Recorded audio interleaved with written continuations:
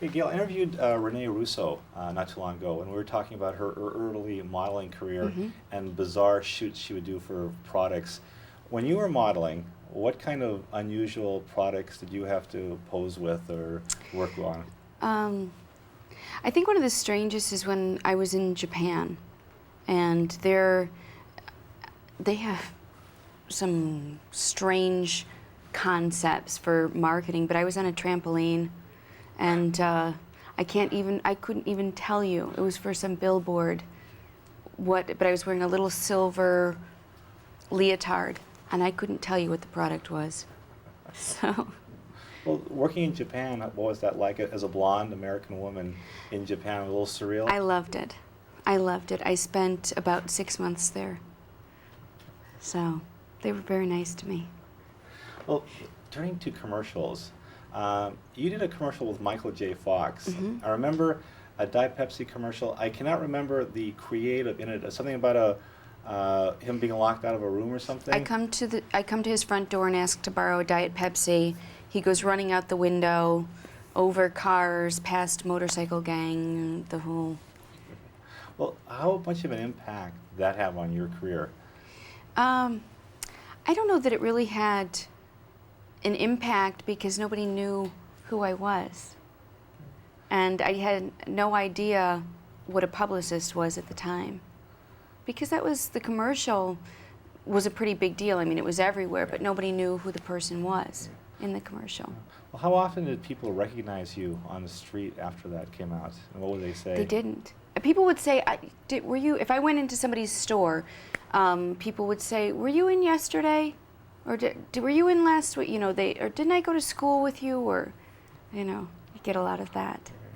Well, when you made the big move from Chicago to Los Angeles, I know auditions are really frustrating things for actors. Didn't you used to bring donuts sometimes to auditions, and did that ever help at all? How do you know that? Who told you that? Actually, it was for my last boss, Stephen Bochco.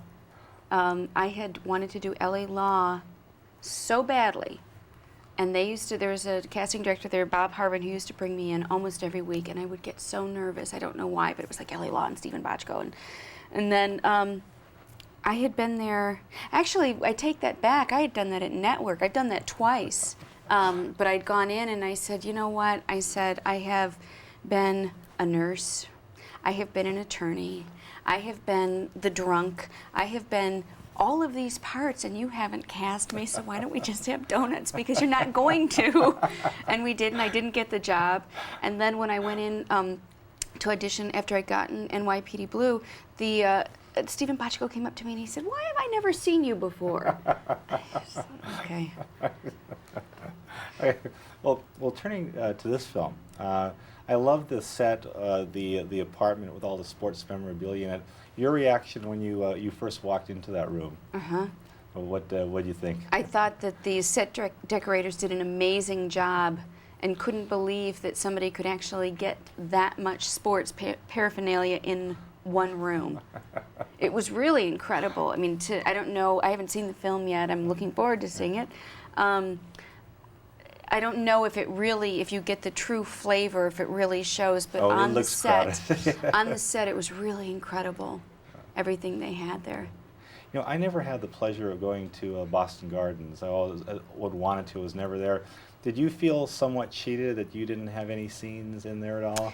I guess I do a little bit now because every guy in the country, that knows that this took place there is asking me what it was like. So I think I need to come up with something like, that was really great, to be one of the last few in Boston, but. Yeah.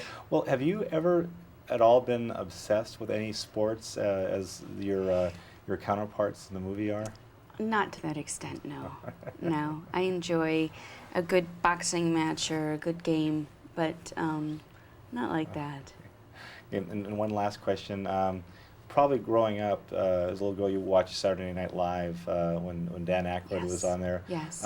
Your impressions of him when you first met him? He was what I wanted him to be. He told the John Belushi stories, and he was funny and he went into characters, and he's what I wanted him to be. Because a lot of times you see comedians or you see actors, and then when you get with them, they're very morose and macabre, and he wasn't that at all. He was great. Oh.